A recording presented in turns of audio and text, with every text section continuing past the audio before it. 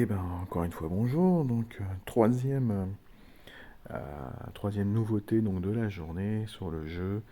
Nous avons donc le retour euh, de la S3, de la S4 excusez-moi. Et dans ce portail donc nous avons deux nouveaux costumes. Nous avons en premier lieu donc le costume de Russula. Russula c'est un héros très très peu utilisé, hein. On le voit quasi pas du tout en défense. Même quand il est sorti, c'était pas du tout un héros présent en défense. Pourtant, il a des possibilités quand même qui sont pas inintéressantes, hein. Alors qu'au départ, il était voyou, là il passe ranger. Il avait qu'un seul passif, maintenant il en a un deuxième. Donc il a les dégâts augmentés contre la santé boostée. Donc, après que ce personnage ait utilisé sa compétence spéciale, les dégâts d'attaque normale et de compétence de tous les alliés sont augmentés de 70% face aux cibles à la santé boostée, et ce pendant 4 tours. Et ça, c'est quand même très très fort. Donc, pour ceux qui vont attraper le costume de Russula, eh ben, je pense qu'en attaque, il peut être très très sympa pour pouvoir aller contrer des héros comme, comment elle s'appelle, la mamie ninja verte, la Mionin, je sais pas quoi là. euh, ou à tort, tout simplement. Ce sont deux héros qu'on rencontre très souvent en tank, hein, soit à tort donc, ou la mamie ninja, et qui donc donnent de la santé boostée très rapidement. Donc, d'avoir une petite Russula pour pouvoir les attaquer, ça peut avoir son importance non dédaignable, hein. Comme ça, vos copains, enfin les copains de Russula, 70% d'attaque normale et de CS augmentée. Euh, Hathor va vite aller se rhabiller, ou la mamie ninja aussi, hein. Bon, ça en tout cas, moi, c'est un passif que je trouve très très fort. Et si je devais choper Russula maintenant, euh, je dirais pas non du tout, hein. Bon, malheureusement, j'irai pas invoquer. J'ai déjà fait l'invocation gratuite, j'ai eu Mac, hein, donc pauvre Mac d'ailleurs à l'époque quand il est sorti, c'était un bon héros, hein, faut pas non plus critiquer, mais tout de suite derrière il y a Ferrand qui est apparu, et donc Mac avec son renvoi est passé aux oubliés très rapido ça. Bon bref, en revenons à Russula. Donc Russula au départ faisait 330% de dégâts à la cible, on passe à 300% seulement. Donc c'est un petit peu moins, mais comme entre deux il gagne 20 points d'attaque, ça va pas forcément beaucoup se ressentir, hein. C'est pas. Enfin, cette petite perte de 30% n'est pas indéniable, mais avec 20 points d'attaque, je peux dire que c'est compensé, hein, ça serait exagéré, mais on n'en est pas loin, hein. Le lanceur se cachait pendant 2 tours et il n'était pas affecté par les effets appliqués au cumul. Et il avait une baisse des dégâts de 30%. Ça n'a pas bougé. Et avant, donc, lorsque le lanceur sortait de sa cachette, il infligeait 313 points de dégâts aux ennemis ayant utilisé des compétences spéciales pendant la durée. Alors c'était ça le problème, c'est que ça durait que 2 tours, hein. Donc il fallait bien gérer le truc, activer Russula quand on savait que les autres, ils allaient en face, ils allaient lancer leur CS, hein. Donc c'était 313, et là on passe à 357.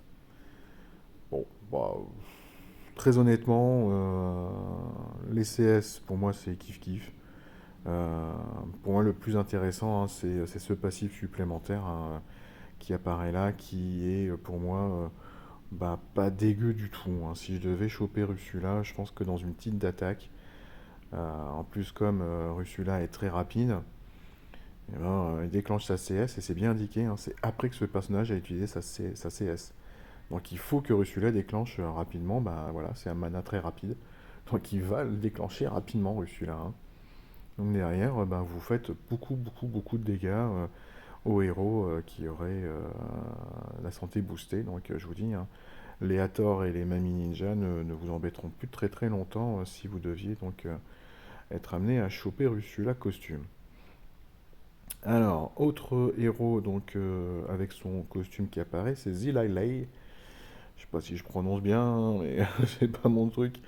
Alors elle, c'est rigolo parce que je l'ai eu chopé quand même assez rapidement dans le portail de la saison.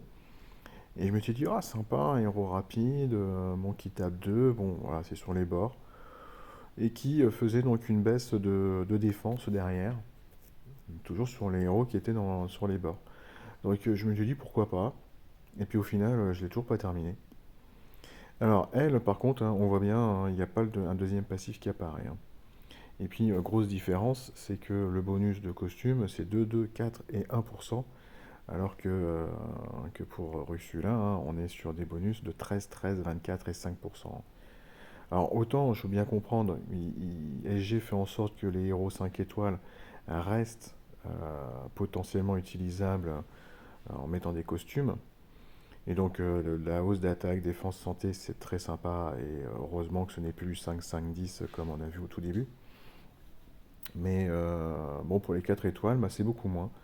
Alors je trouve que ce qui est dommage, c'est juste qu'ils faisaient quand même pas les 5% de bonus de mana. Pour les 3 étoiles et 4 étoiles, franchement, ça leur coûterait rien. Parce que c'est vrai que les hausses de puissance dans les héros 4 étoiles n'est pas aussi importante que pour les héros 5 étoiles. Mais voilà, le petit bonus de 5% de génération de mana, ça serait pas dégueu. Donc, bon, SG, si un jour vous voulez faire l'effort pour les costumes de héros 3 étoiles et 4 étoiles, ça serait chouette. Alors, Zilalei, donc était voyou, donc ça j'aimais bien, moi j'aime bien voyou parce qu'avec les esquisses c'est toujours sympa. Elle passe moine, bon, elle peut résister aux effets, pourquoi pas. On était à 690 d'attaque, on passe à 701. On était à 665 de défense, on passe à 667. Quasiment la même chose. Et elle perd un peu de points de santé, hein, une trentaine de points de santé.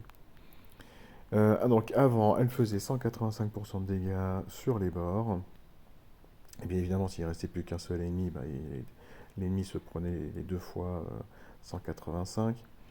Et on monte maintenant à 215. Donc ça, moi j'aime bien parce qu'à la limite, comme, euh, comme elle va attaquer sur les bords et puis que derrière la baisse de défense c'était aussi sur les bords.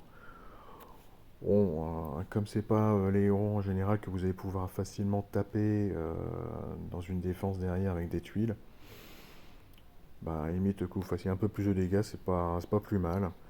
euh, Puisque vous n'avez pas forcément beaucoup profité de la baisse de défense, hein, qui passe de 34% à moins 30%. Je pense que ce costume, n'apporte 9, voilà, c'est pas une nouveauté en soi, hein, mais peut-être un petit peu mieux dans la CS. Même si j'aurais préféré garder l'aspect voyou de Zilalei plutôt que l'aspect moine. Bon, en tout cas, voilà pour ces deux nouveaux héros, enfin les deux nouveaux costumes plutôt. À la une, donc on a aussi le costume de Passepartout qui est arrivé récemment, hein. Donc lui, son nouveau petit bonus, c'était, enfin nouveau passif, excusez-moi. Il pouvait booster, donc, enfin, c'est pas il pouvait, il booste la santé de tous les alliés de 10% lorsqu'il utilise sa CS, donc ça c'est pas mal du tout, hein, franchement. Bon voilà, hein, Passepartout, c'est un très très bon soigneur, hein, pourquoi pas, hein. Moi j'aime bien, j'aimais bien, mais bon je l'ai jamais eu. Et puis nous avons le costume d'Ameona, hein, Lepiota, excusez-moi. Oh là là, oh le lapsus. Oh pauvre Lepiota, je suis désolé pour toi. Pourtant je t'adore, j'adore jouer avec toi dans les GDA ou dans les tournois. C'est un vrai bonheur. Bon voilà, c'est cet avantage de l'Epiota, hein, qui va mettre sous une forme fantôme abyssale, voilà, un ennemi, et puis bah, il pourra plus utiliser ses CS, et puis ça va vous faire donc, la possibilité d'avoir des tuiles fantômes, hein, parce que les tuiles vont passer au travers de ce héros. Donc vous allez pouvoir charger plus rapidement des CS derrière. Donc ça moi personnellement j'adore, hein. J'ai mis très très longtemps enfin à améliorer les Piota, et en fait c'est un vrai bonheur de pouvoir jouer avec ce type de héros. Voilà, voilà en tout cas pour les nouveautés.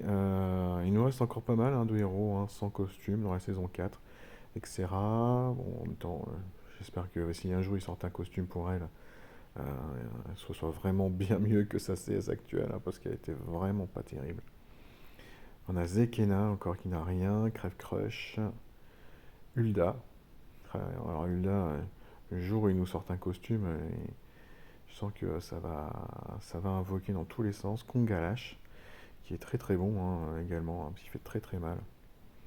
Heureusement qu'il est Manalang. Zenda, qui n'a toujours rien non plus. Donc Zenda qui est affreux, hein, parce qu'il il vole la mana générée sur tous les ennemis, hein, comme le costume de L. Akorok n'a toujours pas. Lugaid, même chose, toujours pas de costume. Anna, toujours pas de costume. Ah, ça serait pas mal, hein, parce que Anna était quand même assez à sortir rapidement dans la saison. Karjaman avec je sais pas ce que c'est, son cerf-volant là. Qu'est-ce qu'ils lui ont fait, le pauvre. Zenobia n'a toujours pas de costume non plus. Et puis c'est tout. Donc, on a encore quelques-uns qui n'ont pas de costume, donc on en a encore pour peut-être pour l'année, hein, avant d'avoir tous les costumes de la S4. Et puis théoriquement, les costumes de la S5 devraient sortir courant de l'année 2024, hein. Bon, ben voilà pour cette dernière vidéo du jour, je pense. On a gagné la GDA, on est bien content. Ça fait plaisir, une belle GDA, hein. Voilà, 6420 à 5620. Franchement, bravo la Horde, hein. C'est beau. Franchement, ça fait plaisir. Allez, bonne journée à tous. Ciao, ciao.